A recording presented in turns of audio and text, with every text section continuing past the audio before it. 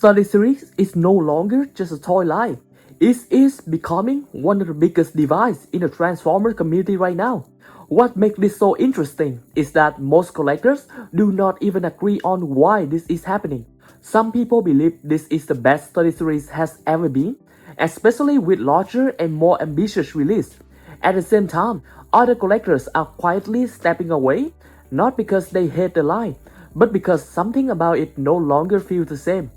If you have been collecting for a while, there is a good chance that you have found this ship too.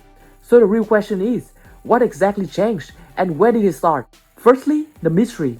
If you look at the study series today, everything on the surface suggests that it should be better than ever. We are getting bigger figures, more ambitious engineering, and characters that many collectors never expected to see in this life before. For example, something like a Titan-class Grimlock would have sounded impossible just a few years ago. By all logic, this should be the strongest era of study series so far.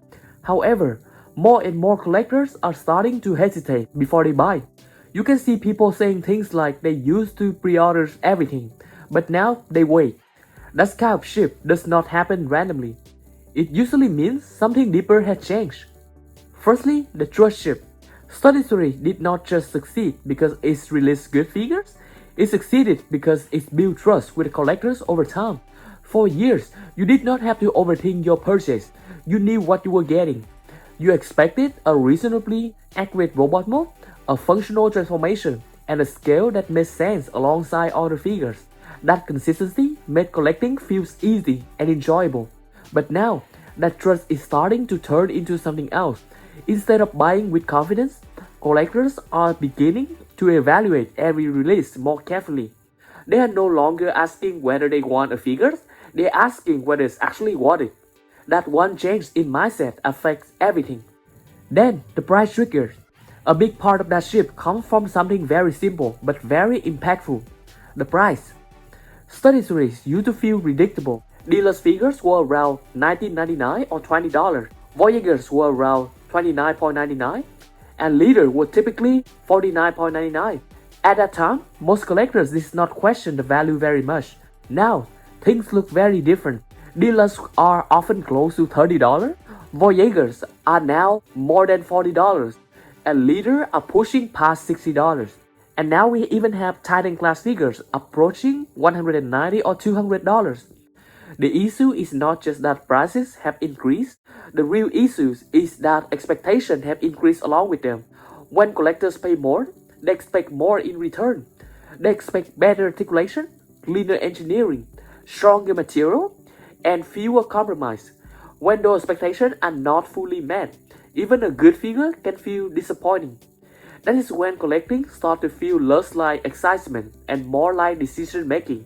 But there is another layer to this that a lot of collectors feel, even if they do not always say it directly.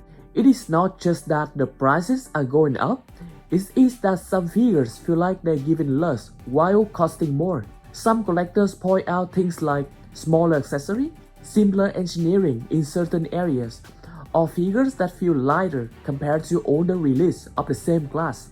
Even when those changes are necessary for budget or design reasons, the perception becomes important. Because once collectors start to feel like they are paying more but getting less, it creates a very specific kind of frustration.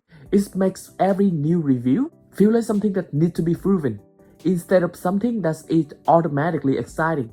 And that shift in perception quietly changes how people experience the entire line.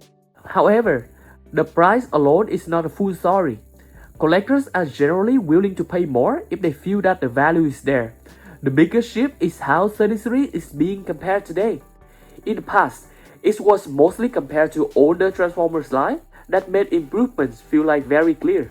Now study series is being compared to completely different types of products, including third-party figures and premium non-transforming collectibles.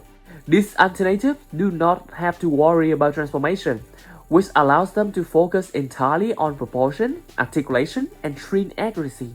When collectors place this side by side with study series figures, the differences become very much noticeable. This leads directly into one of the core challenges of study series, the transformation. Transformation is what makes Transformers unique, but it also introduced limitations. In many cases, achieving both a perfect robot mode and a perfect alternative mode is simply not possible. As a result, designers have to make trade-offs. Sometimes that leads to slightly off proportion, visible keyboard, or restricted articulation in certain areas.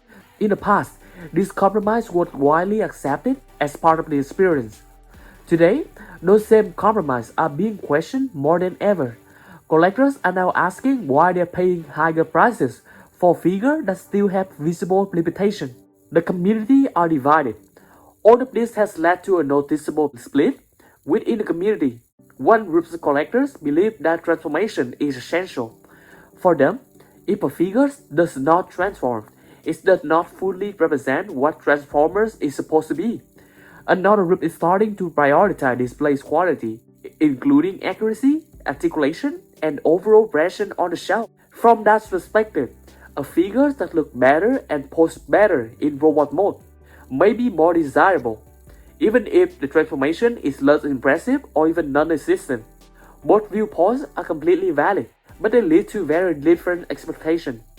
That is why the same figures can receive completely different reactions from different collectors. Next, another thing worth mentioning is the burnout effect. When you combine higher prices, increased comparison, and shifting expectations, you begin to see new trends emerge. Collectors burnout. More people are saying they're slowing down their purchase. Some are skipping releases that they would have bought without hesitation in the past. Others mention that they no longer feel the same excitement they used to feel when new figures are reviewed. This does not mean they have stopped loving Transformers. It means that the experience of collecting has changed in a way that feels less straightforward and more demanding. At the same time, this shift is not entirely negative. In many ways, it represents a turning point for study series. The line is facing more competition than ever before. Collectors are more informed and selective than they used to be. That kind of pressure can lead to improvement. It can push the line to deliver better engineering, stronger designs, and more thoughtful release. So while the current situation creates tension, it also creates opportunity. For example, we can already see this balance in recent releases. Figures like Titan Glass Grimlock show a level of ambition in scale that was not possible before, especially when paired with larger third-party figures like the Byway oversized strap for displays. At the same time, figures like Barricade demonstrate how far Study Series has come in terms of screen accuracy, while still revealing areas where compromise exists. Newer additions such as KSI Widow or Arachnid also show that the line is continuing to expand and experiment. These examples highlight both the strength of Study Series and the reasons why it continues to spark debate. At the end of the day, this conversation is not really about Study Series is good or bad. It is about what collectors expect from Transformers today and how those expectations are evolving. Let me know in the comments. I'm curious to see where everyone stands on this.